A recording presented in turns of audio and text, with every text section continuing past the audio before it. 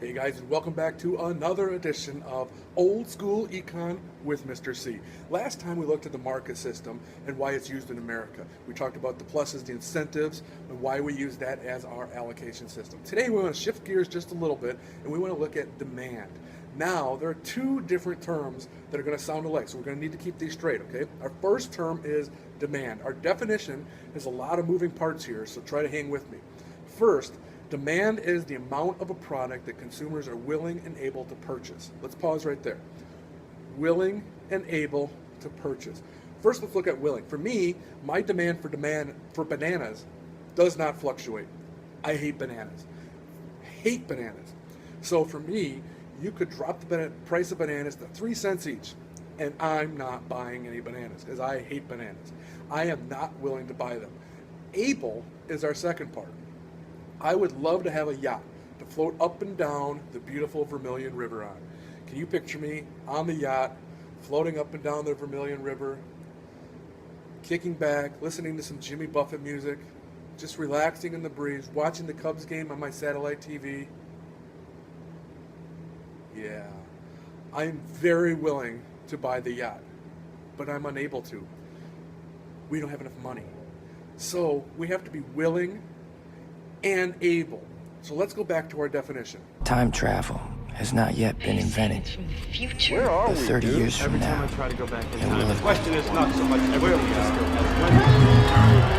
There's no such thing as Are you telling me that you built a time machine? Out of a DeLorean? Dudes, you guys are gonna go back in time. Yeah! so you're me in 30 years. I don't want to talk about time travel.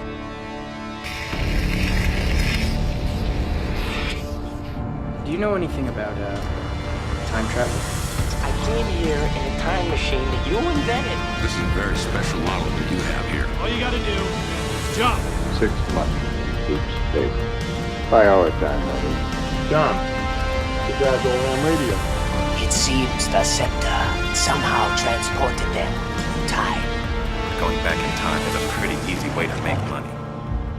Ladies and gentlemen, I'm about to travel through time. I bid you adieu.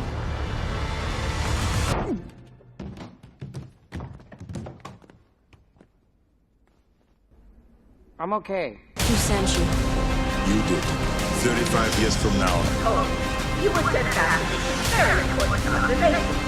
Travel through time. I can't control it. It just happens. We're not gonna run into ourselves. We are ourselves. Every living thing follows along a set path. And if you could see your path or channel, then you could see into the future. I'm gonna go back and kill the younger boys before the older one even shows up. That way neither of them will even exist. Think of it like a movie. You can pause, rewind, or slow down. We're sending you back to the future.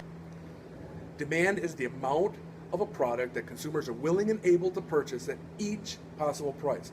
That part's important. How many would I buy at each price over a given period of time? So we're looking at a particular period of time. Everything else held constant. The last part's important because we want to make sure that we're comparing like terms and not letting outside factors in. So our definition, demand is the amount of a product consumers are willing and able to purchase at each possible price over a particular period of time, everything else held constant. Get it? Got it good? Good. Those who think getting a car phone is not for them, whatever the reason, haven't kept up with the booming industry of cellular radio telephones. Scenes like this are becoming commonplace in U.S. cities where cellular is available today. This revolution in communications could make it possible for more and more people to have a phone in their car, or even one that travels with you. Like this unique cellular portable made by Motorola, which weighs only 30 ounces. Right now, businessmen and women are major users of radio telephones where cellular is in service. But more people will take advantage of cellular as its benefits become apparent. Eventually, seeing people using cellular phones may seem as commonplace as someone checking time on an electronic watch, figuring on an electronic calculator, or programming on an electronic computer. Industry watchers say there are only a few thousand cellular phones in use right now, But that number is expected to grow considerably within the next few years during the cellular revolution. Our second term for demand is quantity of demand. Now, quantity of demand is different than demand. Listen to the definition and notice the difference. Quantity of demand is the amount of a particular good that consumers are willing and able to purchase at a particular price, everything else held constant, at a particular price. So with quantity of demand, we are examining one particular price, not all prices like we did in demand. This is going to be important to differentiate in another video or so, so make sure you have that secured in your data bank somewhere right now. So we have our definitions. What do we want to do with it? Well, as a business, we would want to look at consumer demand at all prices so that we can see how much to produce to make the most money.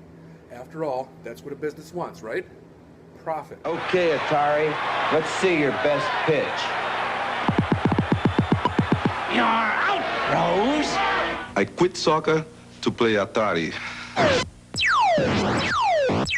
You need more practice, Haley.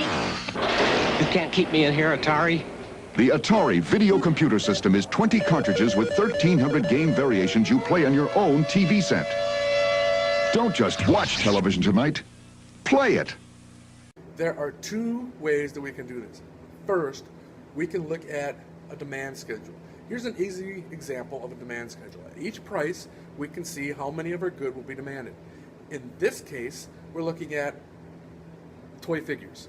So we know at $3, consumers will demand 30 units of toy figures per week. We can also look at this in a graphical representation. This is a demand curve. All we have here are the coordinates straight from the demand schedule. What we see here, as with all demand curves, is that our price goes down and our demand goes up. This makes sense, right? If a store has a sale, more people are going to come out to shop. This is the law of demand. If the price goes down, the demand goes up. The opposite's also true. If the price goes up, people are going to stop buying it, so demand goes down. We interrupt with a Ghostbuster Bulletin. Supernatural activity has been sighted in Chicago. Ghostbusters are going live to the scene. Look out, a ghost! Ah! Help, Lewis! I'll get her with my power pinchers. Great new equipment. Oh no, it's Terror Tongue. Help him, a tongue sandwich. Fire, bounce a bazooka. To the ghost sweeper. New figures and vehicles each sold separately. Nailed him. Mean machine. If you see anything unusual, Gotcha. you know who to call. Ghostbusters! All right, guys, we looked at demand, we looked at quantity demanded, we looked at a demand schedule, a demand curve, and the law of demand. Sounds like a good place to stop and get out of here. Have a good day. See you next time on Old School Econ with Mr. C.